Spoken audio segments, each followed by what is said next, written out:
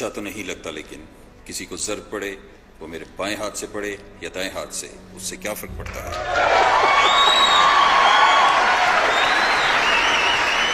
जब 26 फरवरी की रात को 3 बजे हमें ये जहाज नजर आए, ये एक जगह पर नहीं थे, ये 4 जगह पे आए थे। ये नीचे सर क्रीक एरिया में आए थे, ये रहीम यार खान के एरिया में आए थे, ये फाजिलका सेक्टर में आए थे, और ऊपर इनके 20 जहाज जिसमें 12 मिराज 2000 और 8 सू-30 थे, ये ऊपर कश्मीर के एरिया में आए थे। उन 12 जहाज़ों में से सिर्फ 4 जहाज फेंक के अपने वेपन्स चले गए। 8 जहाज जो कि लोडेड थे अपने वेपन्स के साथ, वो अपने वेपन्स कोई बॉम्ब पाकिस्तान में नहीं गिरा सका। इन्होंने क्लेम किया है कि इनके 5 बॉम्ब गिरे हैं, हम आज तक वो 5वां बॉम्ब ढूंढ रहे हैं, कहीं वो इंडिया में तो नहीं गिरा, इसका हमें नहीं पता। अगर ये सरप्राइज होता तो हम लोगों को ढूंढ रहे होते, लेकिन 15 मिनट के अंदर everyone was in the cockpit.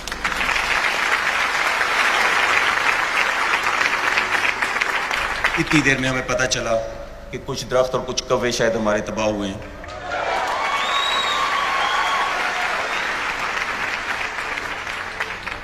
इतनी देर में एक मीटिंग कॉल की गई कि असेसमेंट करें, क्योंकि हमें पता चल गया था कि डैमेज कुछ नहीं है। हमें जो डायरेक्शन दी गई पॉलिटिकल लीडरशिप की तरफ से वो ये थी कि हम एक रिस्पॉन्सिबल मुल्क हैं। इस रिस्पॉन्सिबल मुल्क का ये फ़र्ज़ बनता है कि तकरीबन 2.5 बिलियन की आबादी जो इस एरिया की है, उसको जंग के आग में ना धकेले। Not to respond was not an option, to respond was a compulsion.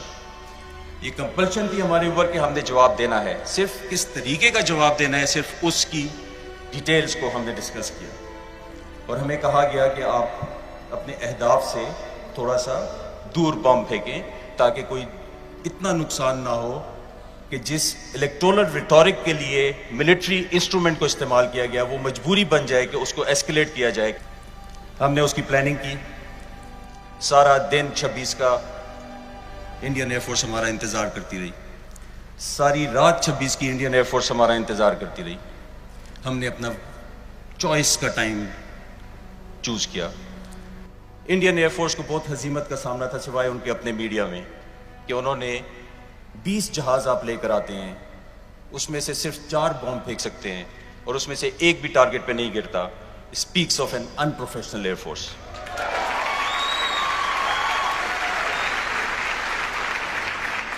जब हमें कहा गया कि आप टारगेट से दूर बॉम्ब फेंकें, हमने भी ये सोचा कि क्या दुनिया ये तो नहीं कहेगी कि हम अनप्रोफेशनल एयरफोर्स हैं। उसके लिए हमने पूरी प्लानिंग की।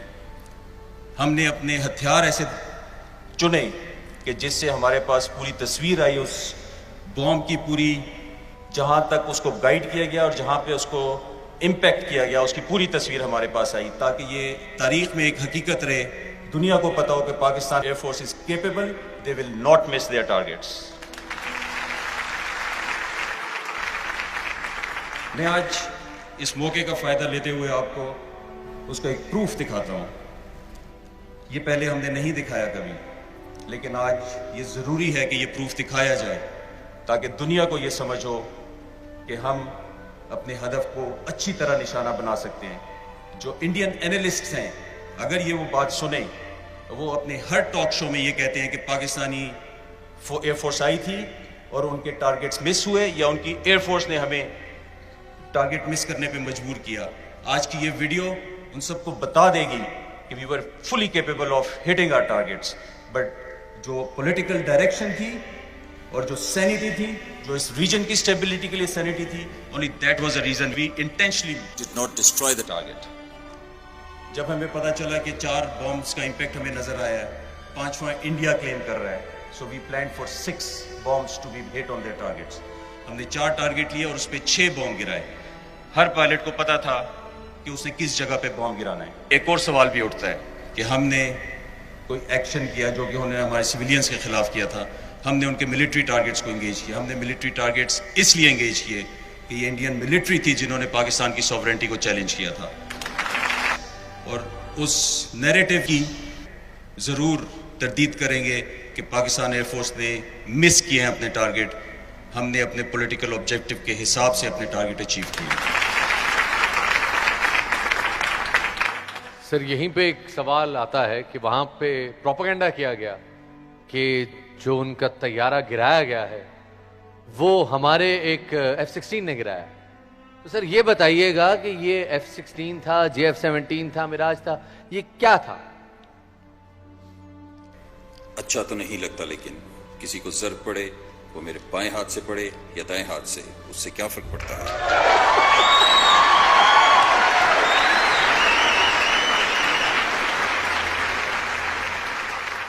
वो कहते हैं हम चुप थे कि बर्बाद ना हो जाए गुलशन का सुकून, नादां ये समझ बैठे कि हम में कुव्वत ललकार नहीं है।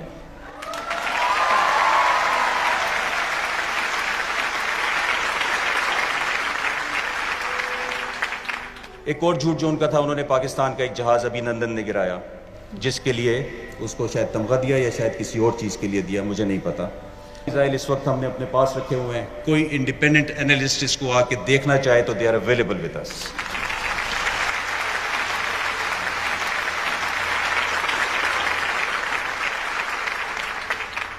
We should rest that narrative now कि अभिनंदन ने कोई मिसाइल फायर किया था।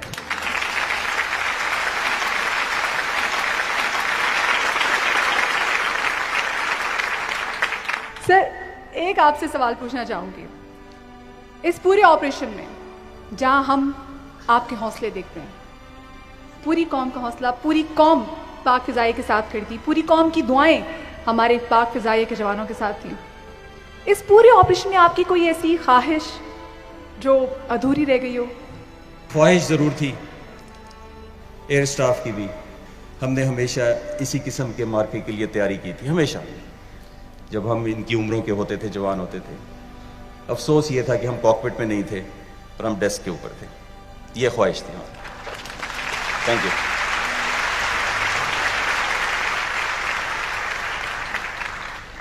ख़वातीनो हज़रात, आप सबकी भरपूर तालियों में हम चाहेंगे कि एक दफा शुक्रिया अदा करें DCS ऑपरेशंस का।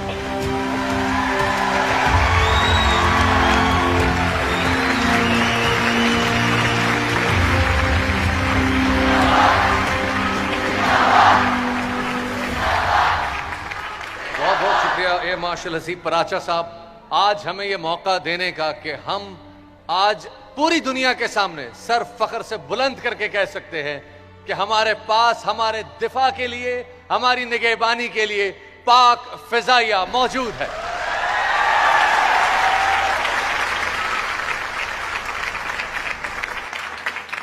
सत्ताईस फरवरी का सूरज जहां कामयाबी की नवीद लेकर तुलू हुआ, वहीं रडार स्कोप पर मौजूद कंट्रोलर्स ने शाहीनों की आंखें बनकर दुश्मन पर कारी जर्ब लगाई।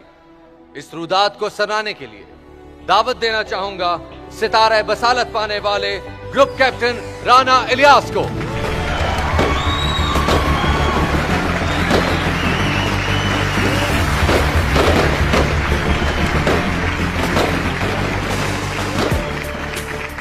सर आप एयर डिफेंस कंट्रोलर हैं, 27 फरवरी को जब इंडिया इतनी बौखलाहट का शिकार हो गया था कि उसने अपना ही तैयारा मार गिराया था, तो ये आप अपनी निगाहों से सब कुछ होता हुआ देख रहे थे, कुछ उन लम्हात का भी जिक्र कीजिएगा।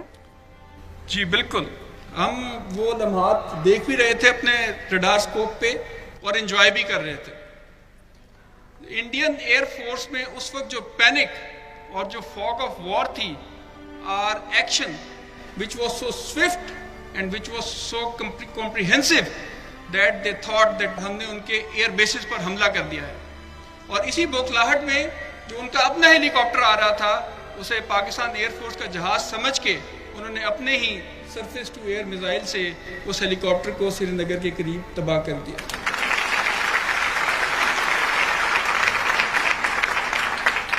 खुदा की कसम, अगर डिसिप्लिन, रूल्स ऑफ एंगेजमेंट और प्रोफेशनलिज्म हमें ना पढ़ाया होता, हमें ना सिखाया होता, उस दिन 2 क्लियरेंसेस गई और 2 जहाज शूट हुए। अगर हमें इजाजत मिलती तो 9 क्लियरेंसेस जाती और रिजल्ट इंशाल्लाह 9 जहाजों का होता।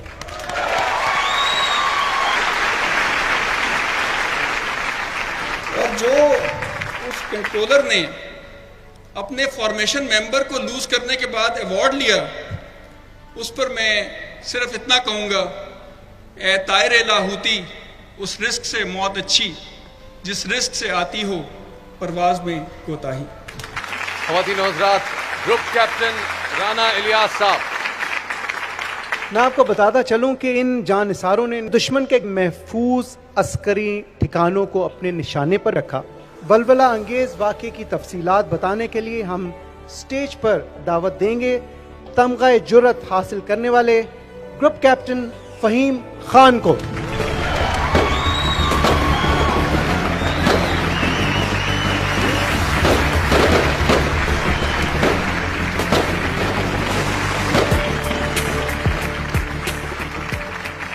फ़हीम भाई, मैं आपसे जानना चाहूँगा, पूरी कौम आपसे जानना चाहेगी कि जब आपको अटैक का ऑर्डर मिला और जब तक आप दुश्मन पर हमला आवर नहीं हुए, उस दरमियानी टाइम में आपके जहन में क्या चल रहा था, आपके क्या एहसासात थे, क्या जज्बात थे? सबसे पहले मैं अल्लाह का शुक्र अदा करता हूँ और अपनी लीडरशिप का शुक्र अदा करता हूँ कि उन्होंने मुझे और मेरे स्क्वाडन को इस मुक़द्दस काम के लिए मुंतखब किया।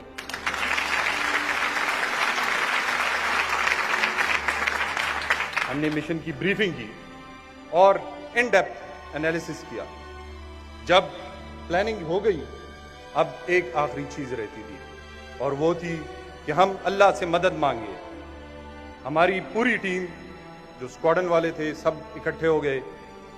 हमने सलात हाजत पढ़ी और अल्लाह से मदद मांगी कि अल्लाह हमें अपने दुश्मन के ऊपर गलबा नसीब फरमा।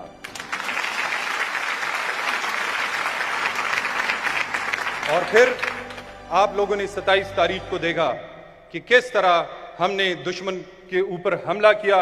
ना सिर्फ हमला किया कि अल्लाह ताला ने हमें उसके बदले 2 ट्रॉफियां भी हमें नसीब फरमाई, SU-30 और MiG-21 की शक्ल में।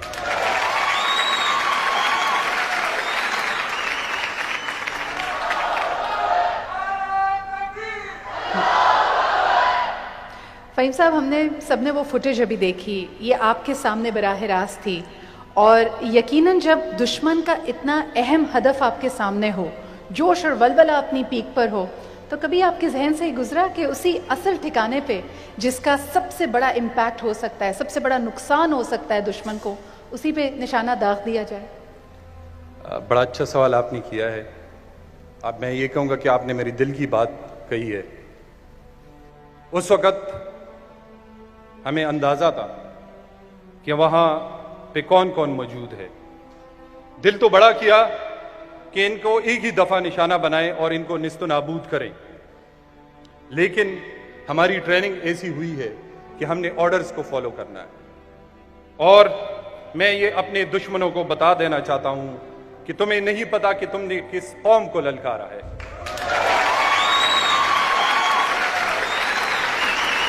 Thank you so much.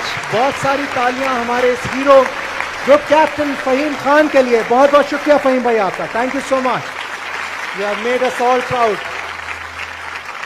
ख़वातीन और हज़रात, लफ्ज़ हकीकत भी है और हिकायत भी, मगर यहाँ पर हम तज़किरा कर रहे हैं सिर्फ हकीकत का, जिक्र कर रहे हैं उन दिलेर नौजवानों का जो असगर खान और MM आलम का अक्स हैं, जो यूनस और भट्टी का इम्तिजाज हैं, जो रफ़ीकी और मिन्हास की मीरास कहलाते हैं।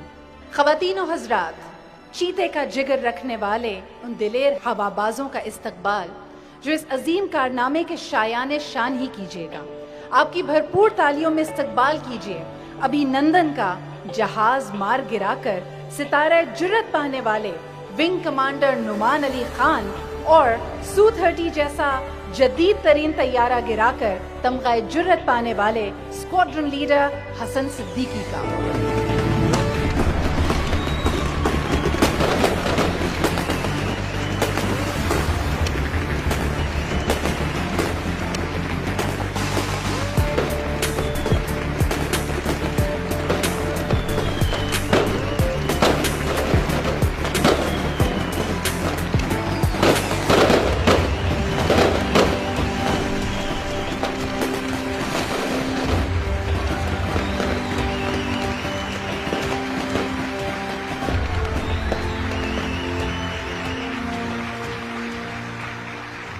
नुमान भाई, आपसे पूछना चाहूँगा, पूरी कौम जानना चाहती है कि 27 फरवरी को जब आप कॉकपिट में मौजूद थे और आपने रडार पर दुश्मन के तैयारे देख लिए, उसके बाद आपके जहन में क्या चल रहा था, प्लीज़ बताएं। बिस्मिल्लाहिर्रहमानिर्रहीम। 26 फरवरी की रात जिस तरह दुश्मन ने रात की तारीकी में एक बुज़दिलाना हमला किया और जिस तरह वो अपने टारगेट मिस करके एक अफरा तफरी के आलम में भागा और उसकी फॉर्मेशंस तितर बितर हुई, और जिस तरह अगले ही दिन 27 फरवरी को वो अपने मुल्क के दिफा में बुरी तरह नाकाम रहा, और ये दुश्मन की फ़ज़ाइया की कारकर्दगी पे एक सवालिया निशान है और ये रहती दुनिया तक ये सवालिया निशान कायम रहेगा।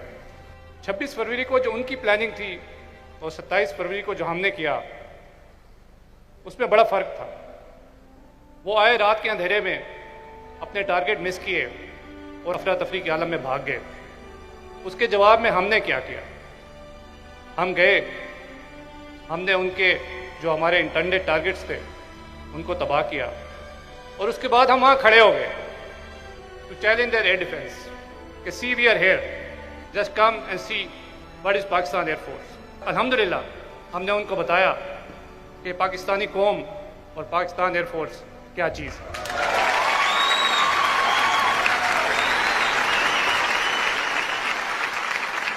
और आप यकीन करें कि उस वक़्त जो मेरी फॉर्मेशन थी और जिस तरह मेरे शाहीन मेरे साथ थे, तो उस वक़्त हवा में मेरे जहन में इकबाल का वो शेर गूंज रहा था कि झपटना पलटना, पलट कर झपटना, लहू गर्म रखने का है एक बहाना। तो ये जो मेरे शाहीन थे ये झपट रहे थे और पलट पलट कर झपट रहे थे, बट वो जो रूल्स थे वो हमें रेस्ट्रिक्ट कर रहे थे कि हमने इनको कब मारना है।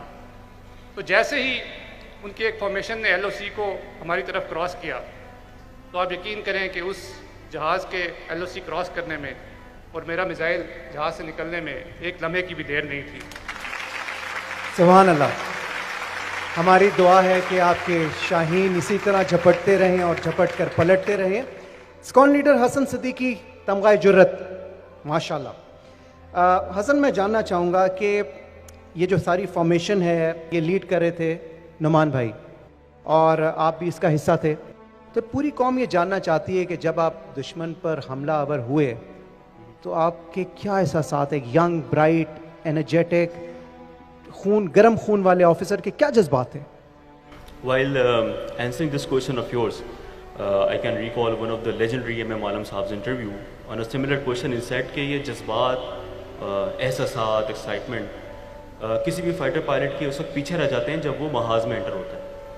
तो the same were the feeling of mind the moment I entered the fight. ये एक्साइटमेंट, सेंटिमेंट्स, जज्बात, दे वर वे बैक।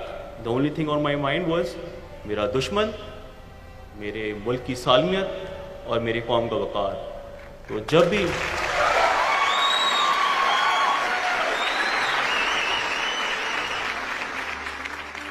भी कोई दुश्मन मेरे मुल्क की सालमियत या कौम के वक़ार की तरफ देखेगा तो उसका वही हाल होगा जो उस दिन उन दो जहाज़ों के साथ हुआ।